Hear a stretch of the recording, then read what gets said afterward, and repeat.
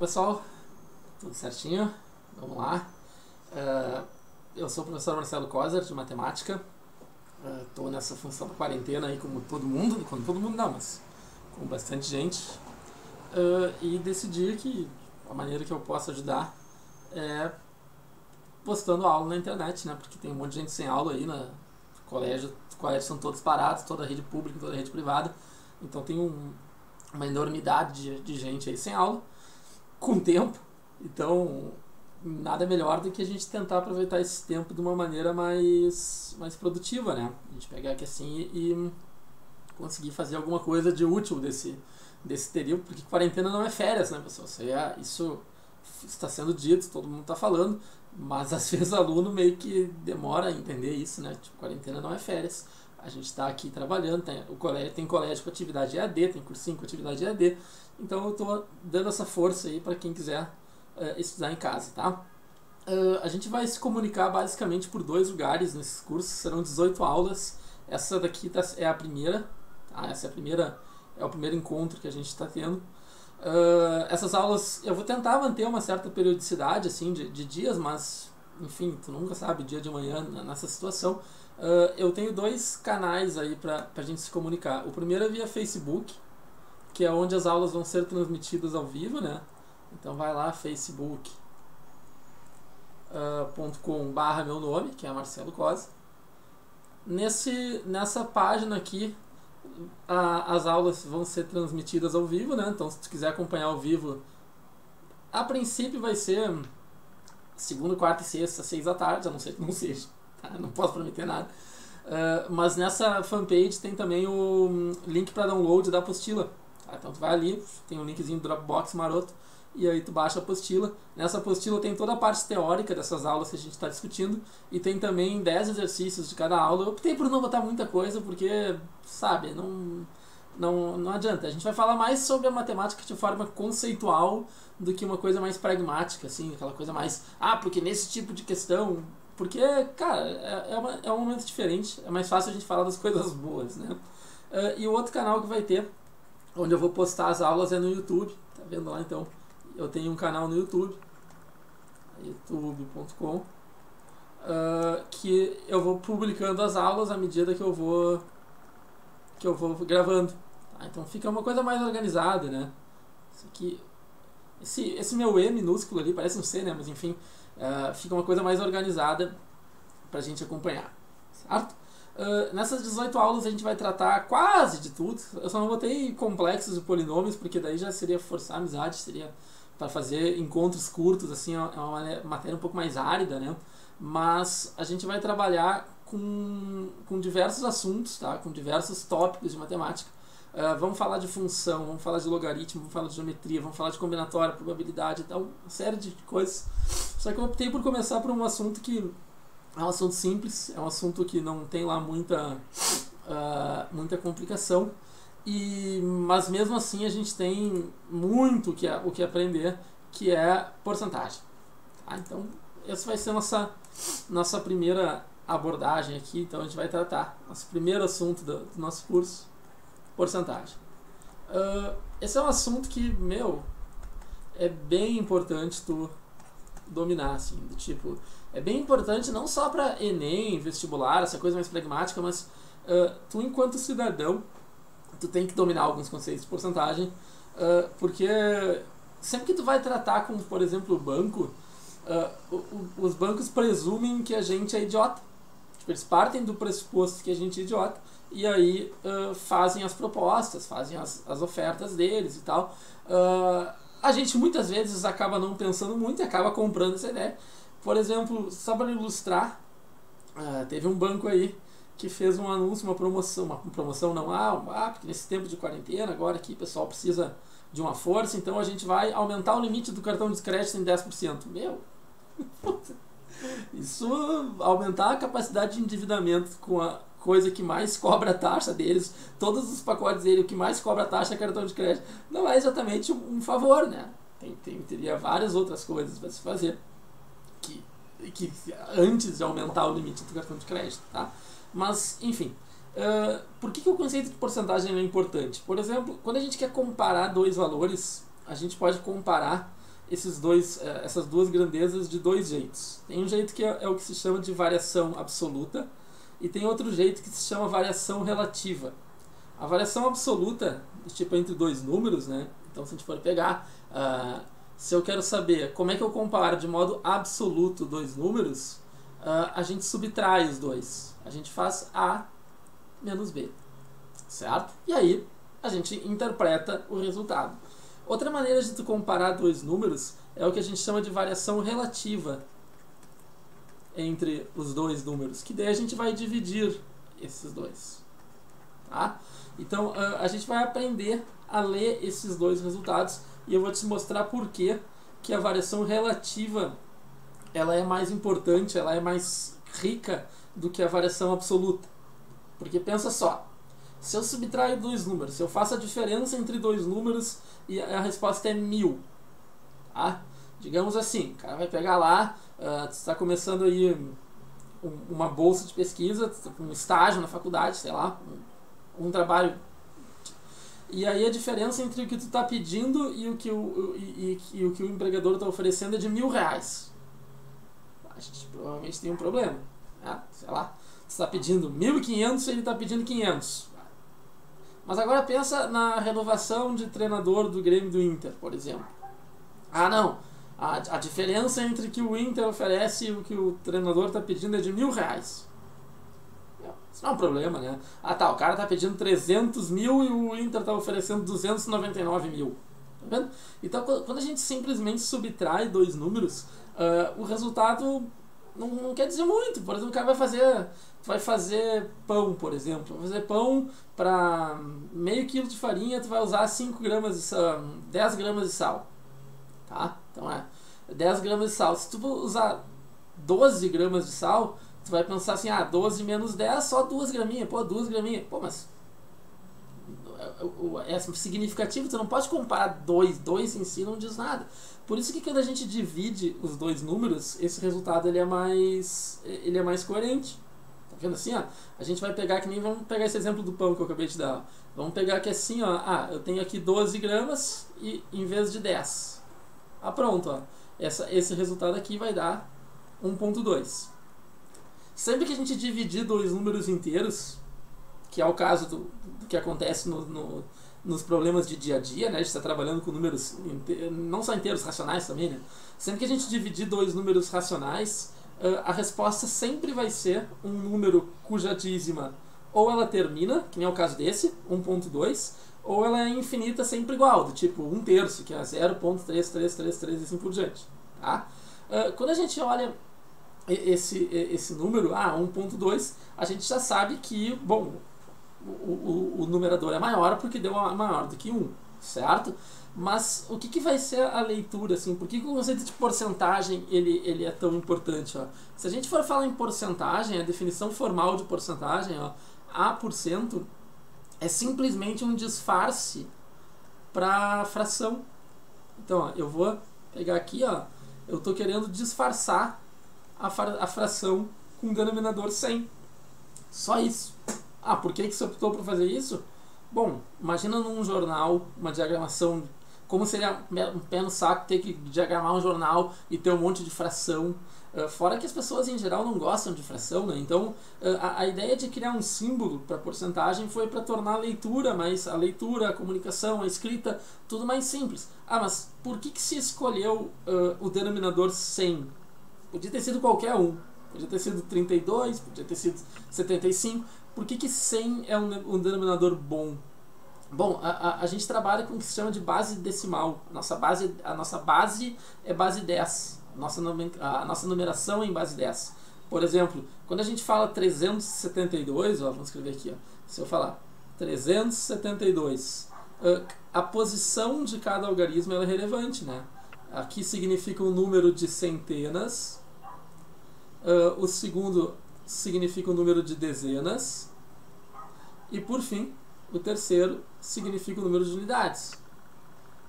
Como todos esses são potências de 10, dividir números que são potências de 10 por uma potência de 10 é bem mais fácil.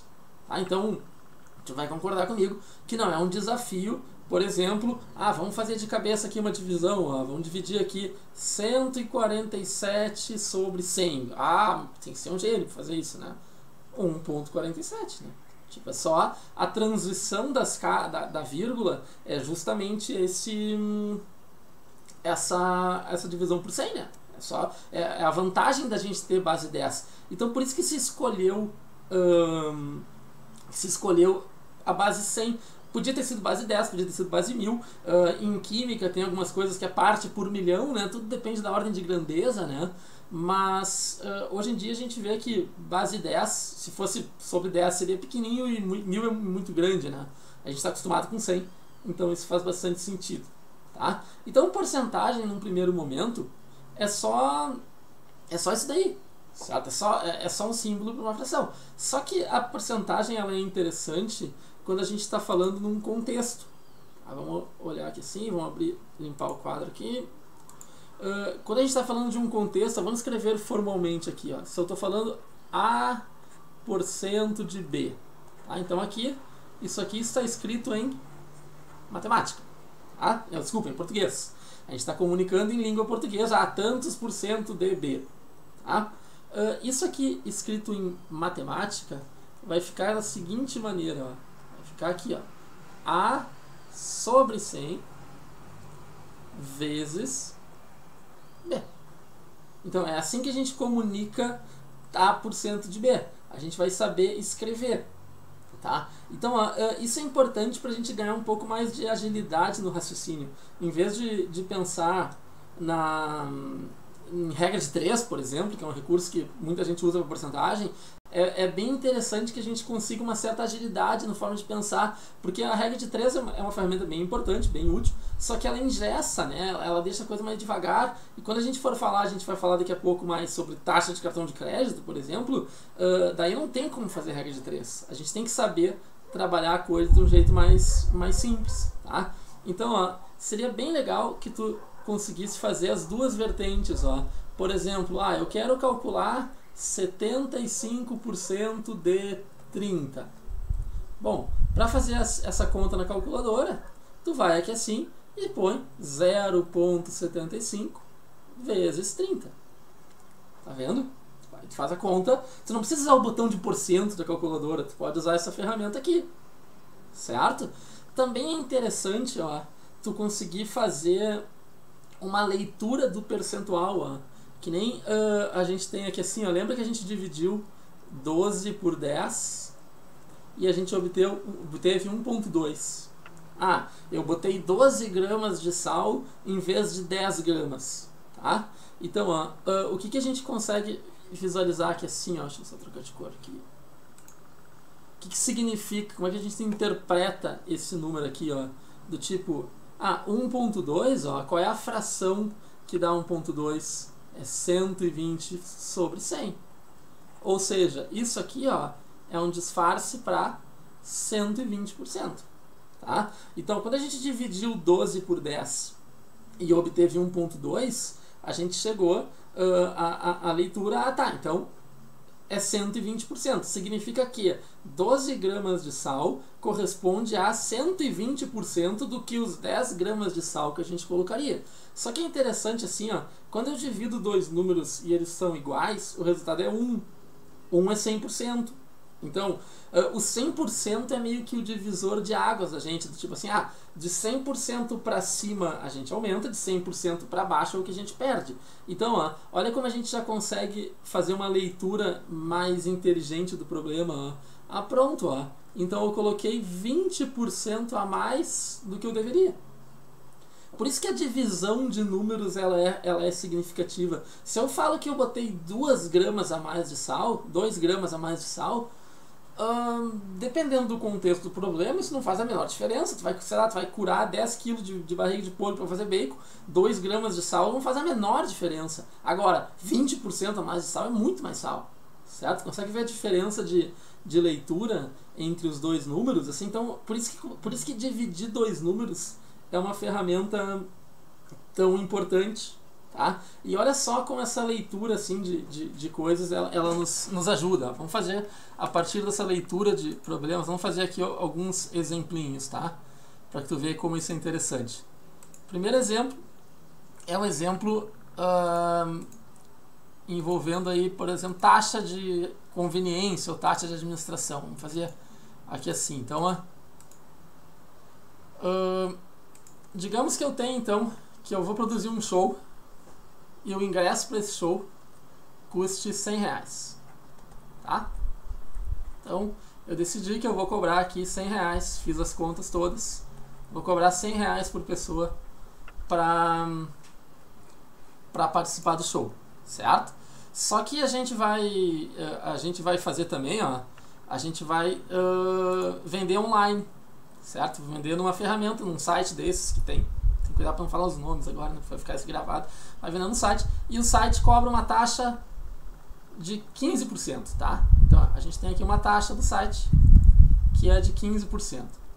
Só que eu decidi assim, eu como produtor decidi que eu vou deixar, eu decidi que eu acho antipático botar a taxa à parte, porque eu poderia cobrar 100 e aí a taxa à parte, eu decidi que eu vou embutir a taxa para o cara não ver que está sendo cobrada a taxa, tá? Para o consumidor pensar e ver assim, não, beleza, não tem taxa, que beleza, certo? Então a taxa está embutida no preço.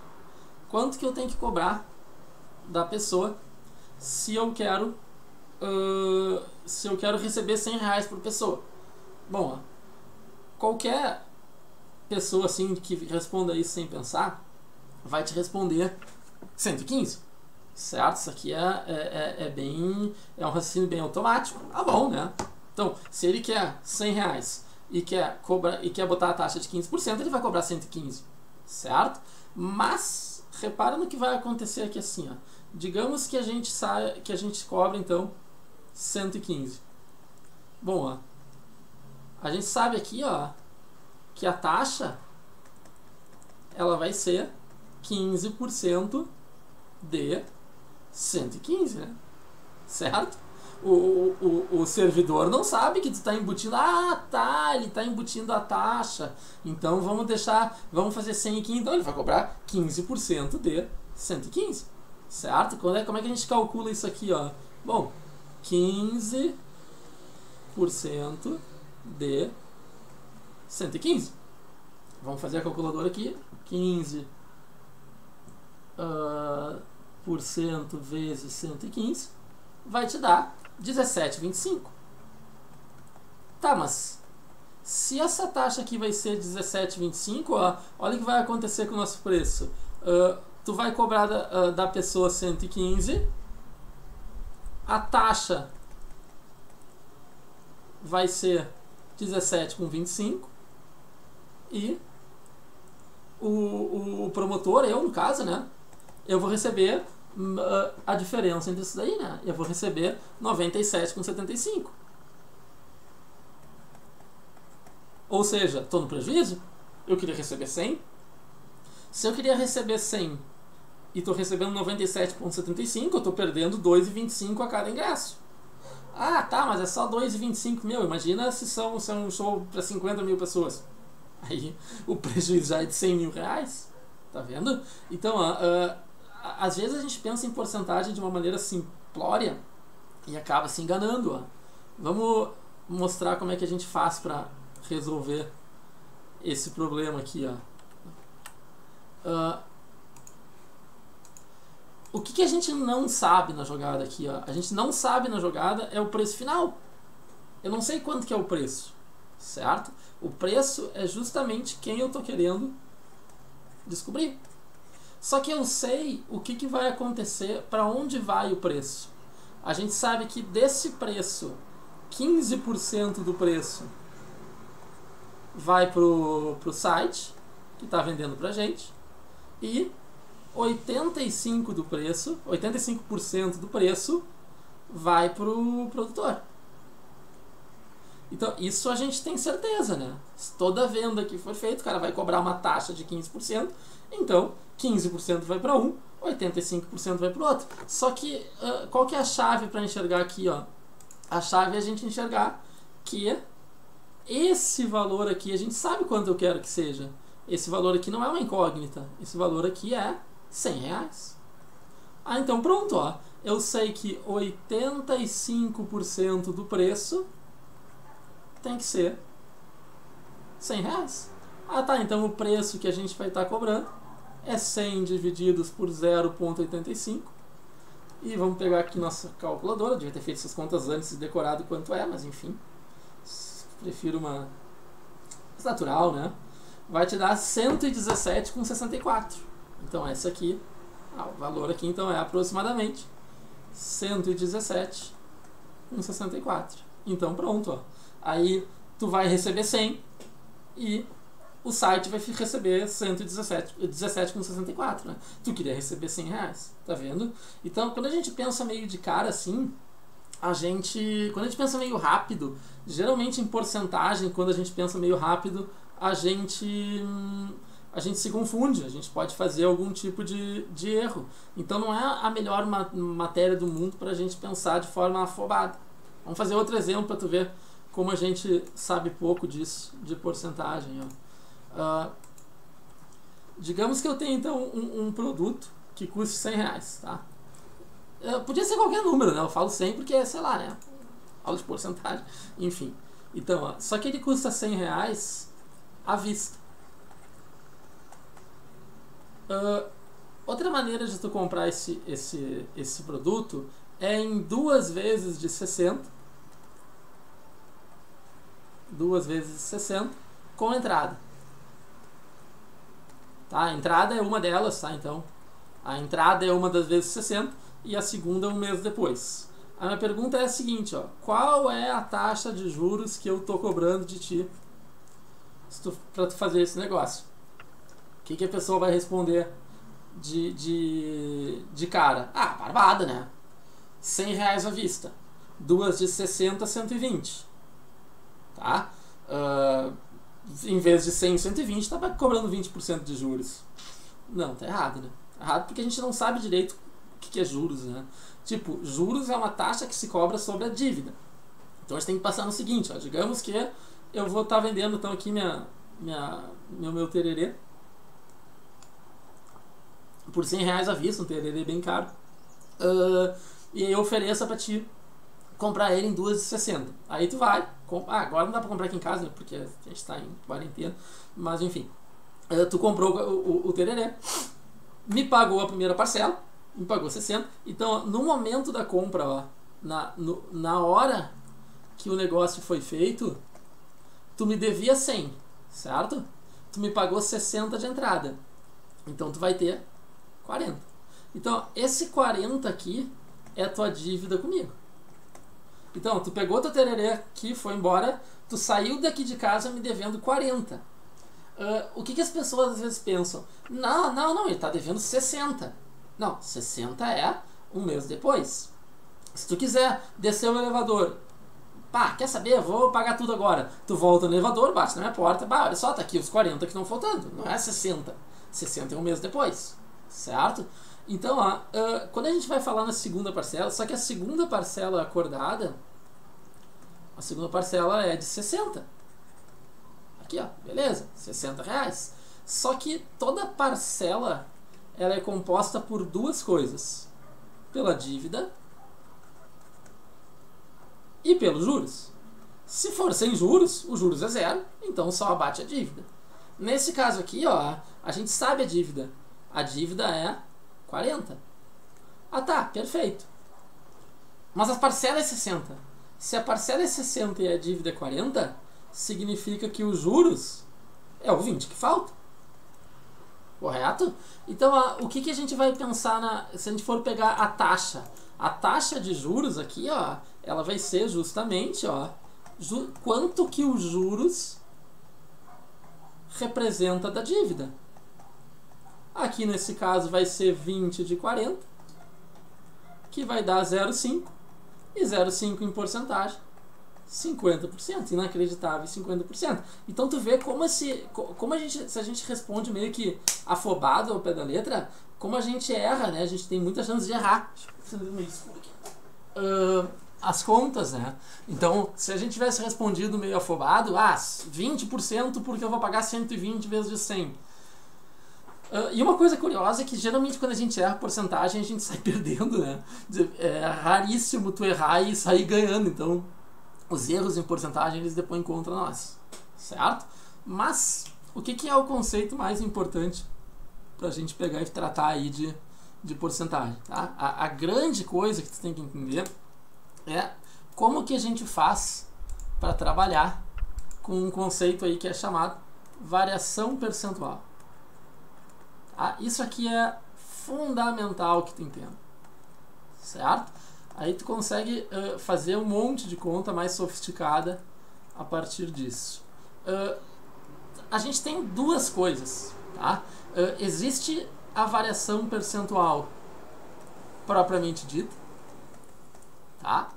Que é como a gente comunica em texto, que é como a gente comunica em livro, em manchete, em enunciado de exercício, em uma série de coisas.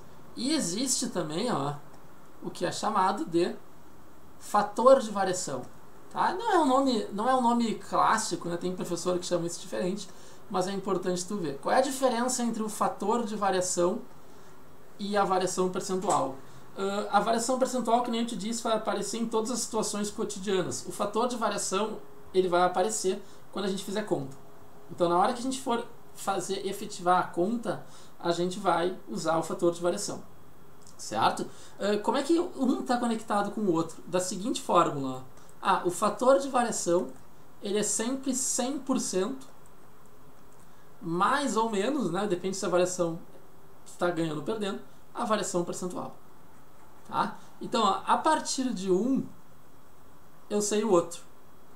Certo? A partir do excedente, ou é o excedente, ou é o que falta. Vamos te dar dois exemplos. Ó. Primeiro exemplo aqui assim, ó, o 12 que a gente dividiu, ó, o 12 gramas de sal por 10, deu 1.2. Esse 1.2 é o fator de variação. Tá? Então, ó, ele vai acabar sendo aqui pra gente o fator de variação aí que a gente tem. A variação percentual, ó, vai ser o que excedeu. Tá vendo? Enxerga ali, ó. A gente sabe, então, o fator de variação pode ser tanto em porcentagem quanto em decimal. Ó. O fator de variação, 120%. Então, ó, a variação percentual, ó, ela vai ser mais 20%, que é o que excedeu o número. Então, outro exemplo que tu vai fazer, digamos que tu vai fazer uma receita de bolo, sei lá, cozinhar lá, e não é uma ideia, vamos falar em pão, por exemplo. Você tem uma receita de pão bonitinha lá, aí tu vai pesar a farinha, aí a receita pede 500 gramas de farinha, tá? Aí tu vai lá e coloca na balança, e tu não tem 500 gramas de farinha, você tem 400 gramas de farinha. Pronto, ó. Então, se eu dividir os dois números, ó, eu divido 400 por 500, a resposta vai dar 0.8. Certo? O que significa isso?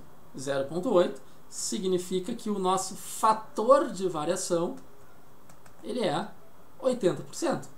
Ou seja, eu tenho 80% da farinha do que eu deveria ter. Eu tenho que usar então esse mesmo fator de ajuste para todos. Eu pego minha quantidade de água e multiplico por 0,8. Pego minha quantidade de sal, multiplico por 0,8. Fermento, multiplico por 0,8.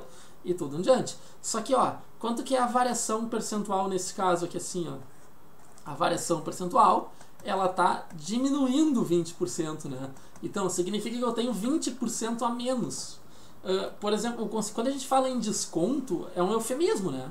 O desconto é 30%. O desconto é 30%, a variação é menos 30%, mas o que tu paga efetivamente é 70%, certo? Que é o fator correspondente à variação de menos 30%. Feito? Vamos ver como é que isso acontece. Vamos fazer um exemplinho aqui para que tu visualize aqui essa lógica, tá? Imaginemos que a gente tem aqui assim, ó, um valor V qualquer, e esse valor aqui, ó, no primeiro mês ele vai aumentar 10%, no segundo mês ele vai aumentar 10%, e no terceiro mês ele vai aumentar 10%, certo? Bom, quando ele está falando o aumento, ele está falando da variação percentual. Então, a variação percentual aqui é de mais 10%. Bom, o fator de variação, ele é 100%, nesse caso, mais a variação. Então, o fator de variação é 110%, isso aqui em decimal, 1.1. Só que o que tu precisa enxergar aqui assim, ó, o que é um negócio que vale a pena tu visualizar, ó. Quando a gente fala aumentar 10%, eu estou falando, eu tenho agora 110% do valor. Como é que a gente escreve porcentagem? Lembra que a gente trabalhou um pouquinho? Se eu quero 110% do valor, eu multiplico por 1.1. Então, ó, essa primeira variação aqui, ó, como é que eu efetuo ela? Eu multiplico por 1.1. Tá, mas tem uma segunda variação de 10%. Então, a gente multiplica de novo por 1.1. E tem uma terceira variação de 10%. A gente multiplica por 1.1. Então, o que a pessoa entenderia? Eu vou aumentar 10%, 10%, 10%. Eu vou aumentar 30%. Não. Porque o segundo 10% já não é mais o mesmo valor. Então, esse resultado eu sei de cor, não preciso fazer a conta ali. Ó. Isso aqui vai dar 1.331 vezes o V. Esse é o resultado de 3 multiplicações por 1.1. Só que repara aqui no seguinte, ó, como é que a gente faz uma leitura disso. Ó. Isso aqui, ó, em porcentagem, 133,1% do valor.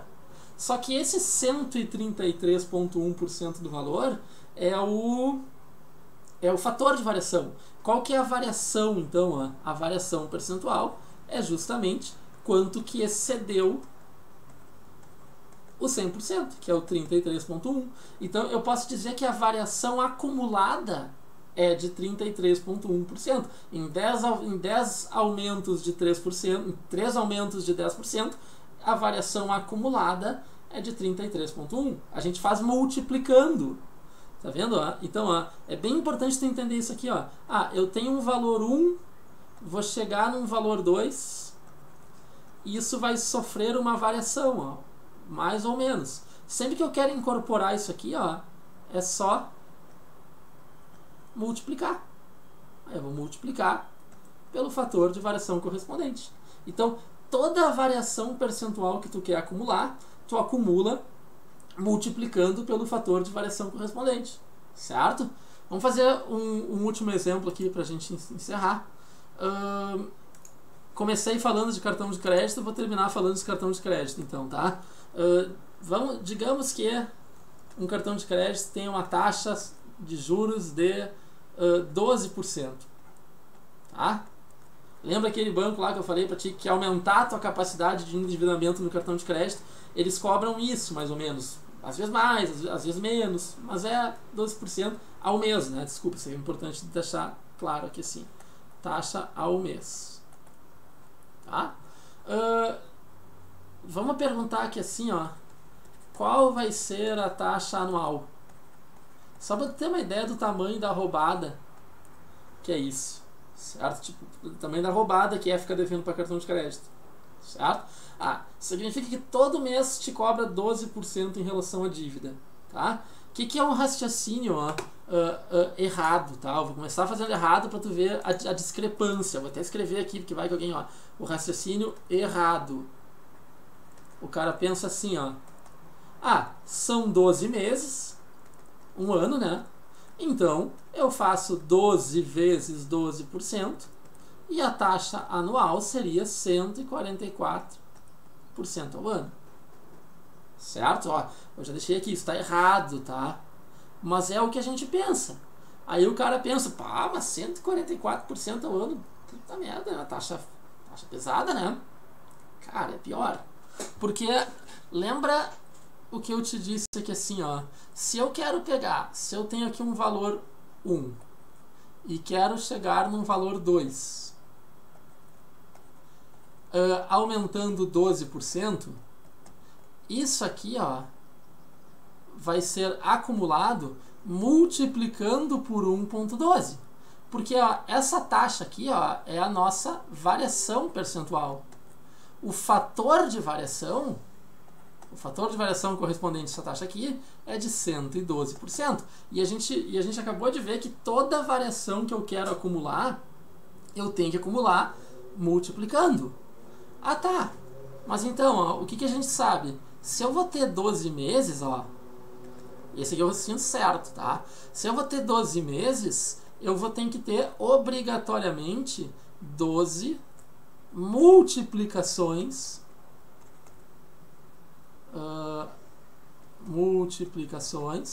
por 1.12, o que é uma coisa completamente diferente daquele nosso raciocínio errado.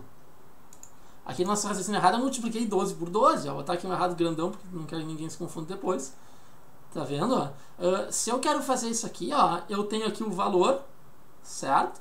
Que ele vai ser multiplicado por 1.12 12 vezes.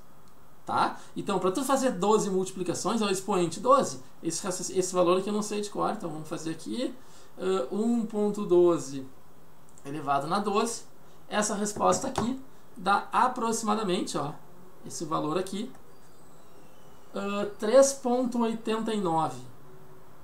Não, 3.9. Porque dá 8959, então arredondando dá 3.896, arredondando para 3.9. Tá? Mas vamos deixar com 89, fica mais bonitinho. Então, aqui assim, 3.89. Olha o absurdo que é isso. Bom, 3.89 é 389% do valor. Então, ó, se tu ficar devendo para o cartão de crédito um ano, o valor que tu vai estar devendo vai ser 389% do que tu deve. Só que olha qual que é a taxa de variação, então, ó. A taxa de variação, ela vai ser o que excede 100%, né? Tá, mas o que excede 100% é 289, né, por cento. Então, olha só, a pessoa que tinha achado 144% muito, na verdade é ainda mais, né? Na verdade é o dobro. Tipo, 144% é um absurdo. E é o dobro. É o dobro do absurdo. Certo? E isso é ali a propaganda que fizeram na bondade. Ah, não, vamos aumentar em 10% o limite do cartão de crédito. Tá. Feito, pessoal, é isso. Essa foi a primeira aula do nosso curso, chamado Coronavídeos, né? O nosso próximo assunto é estatística. Lá na página do Facebook que eu botei no início, ela tem o cronograma das aulas e tem também o link para download da apostila. Agradeço a atenção. Até mais, se vemos.